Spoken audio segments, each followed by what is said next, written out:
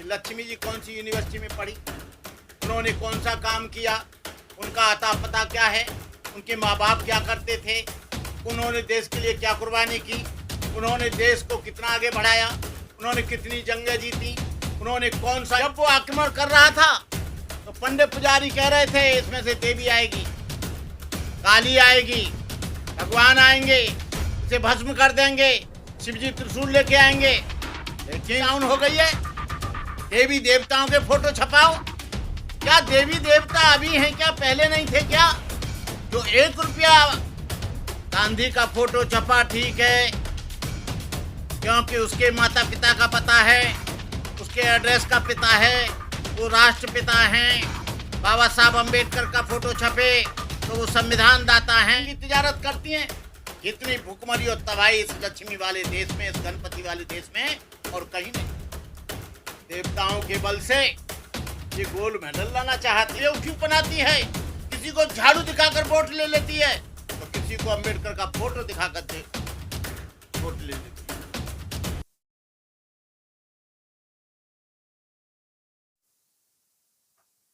कि आप लोगों को बहुत बहुत बधाई। जब जब कोई देश में आपत्ति आती है, कोई विदेशी आक्रमण करता है, देश में गरीबी आती है, भुखमरी आती है, तबाही आती है, इंडियन करेंसी डाउन होती है और जीएसटी गिरती है, तो ये लोग भगवानों का सहारा लेते हैं। 1000 ईस्वी के लगभग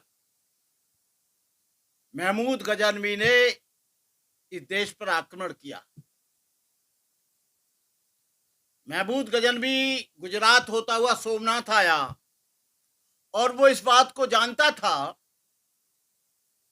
कि भारत की जो सबसे ज्यादा संपत्ति सोना, चांदी, हीरे, मोती, जवाहरात मंदिरों में इकट्ठे होते हैं, और उसने यहाँ के तमाम मंदिरों पर, हिंदू मंदिरों पर आक्रमण किया और उसने सोमनाथ के मंदिर पर भी आक्रमण किया। सोमनाथ के मंदिर पर जब आक्रमण किया, उसमें एक शिवजी की मूर्ति लटकी हुई थी जो चुंबकीय बल से पूरब, पश्चिम, उत्तर, दक्षिण दोनों तरफ हैवी वो लगी हुई थी दीवारों के सहारे, और उस पर बीच में शिवजी लटके हुए थे। लोग उसे इतना बेवकूफ बनाया इन्होंने, पुरोहितों ने और पंडित पुजारियों ने, कि लोग उसे पूजने आते थे। महमूद गजनवी ने उस पर आक्रमण किया, मूर्ति पर आक्रमण किया। मूर्ति गिर नहीं रही है, लेकिन उसने एक दीवार को तोड़ा, मूर्ति धड़ाम से नीचे गिरी। जब वो आक्रमण कर रहा था तो पंडित पुजारी कह रहे थे इसमें से देवी आएगी, काली आएगी, भगवान आएंगे, इसे भस्म कर देंगे, शिवजी त्रिशूल लेके आएंगे। लेकिन इतिहास इस बात की गवाही देता है, मैं नहीं बोल रहा हूं, सत्यास प्रकाश का 11वां समुल्लास आर्य समाज का जो स्वामी दयानंद जी ने लिखा, उसमें लिखा है कि पंडित पुजारियों ने बहुत बड़ा शोषण किया और उसने उस मूर्ति को गिरा दिया। न कोई देवी आई, न देवता आए, न काली आई, न कोई भूत आया, न कोई पिशाच आया, और वो करोड़ों रत्न जीतकर गजनी वापस चला गया। ये नोटों पर गांधी का फोटो छपा, ठीक है, क्योंकि उसके माता पिता का पता है, उसके एड्रेस का पिता है, वो राष्ट्रपिता हैं। बाबा साहब अम्बेडकर का फोटो छपे तो वो संविधान दाता हैं। भगत सिंह का छपे तो उन्होंने देश के लिए कुर्बानी दी। ऊधम सिंह का छपे तो उन्होंने वहां पर जाकर डायर को मारा। ऐसे देश के जो सपूत लोग हैं और हमारे देश में जो देश के लिए कुर्बानी दे रहे हैं, उनका फोटो देने में हमको कोई ऐतराज नहीं है। लेकिन ये कह देना कि यहाँ की जीएसटी डाउन हो गई है और यहाँ की करेंसी डाउन हो गई है, देवी देवताओं के फोटो छपाओ। क्या देवी देवता अभी हैं क्या, पहले नहीं थे क्या? जो 1 रुपया के बराबर डॉलर था, डॉलर जो है इंटरनेशनल उसमें मार्केट में 88 और 84 रुपया पर पहुंच गया है। तुम्हारा 84 रुपया, उनका 1 रुपया बराबर है।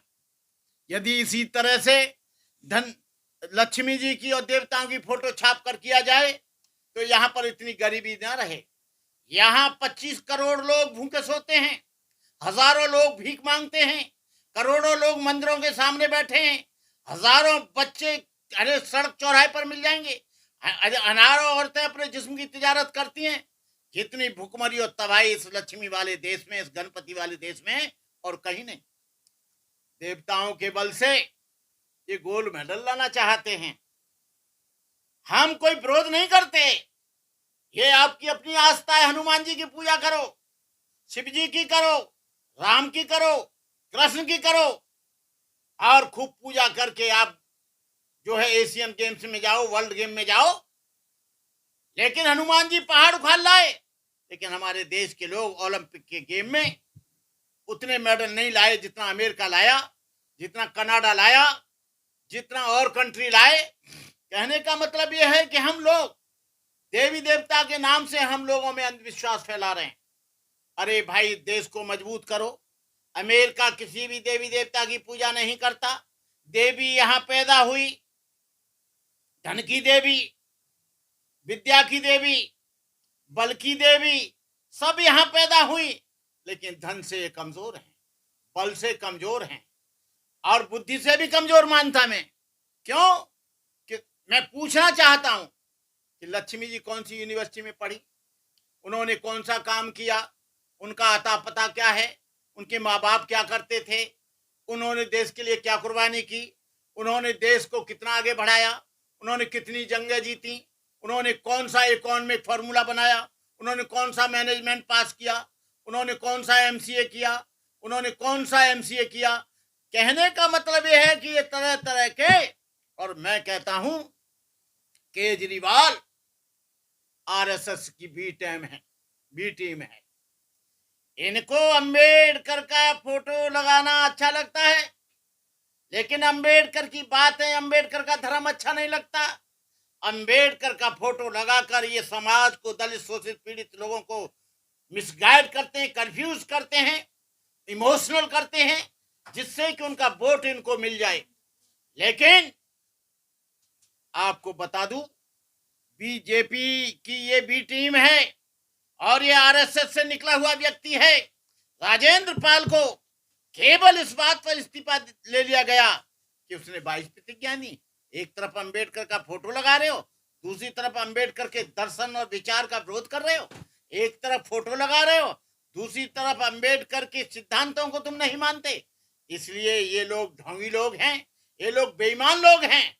आने वाले समय में चाहे तो गुजरात में हो, चाहे देश में हो, मैं देश के लोगों से अपील करना चाहता हूं कि आम पार्टी को और केजरीवाल को, जो सच्चा अम्बेडकरवादी है, तुम्हें कसम है बाबा साहब के मिशन की और संविधान की कि एक भी वोट आप इसे दें।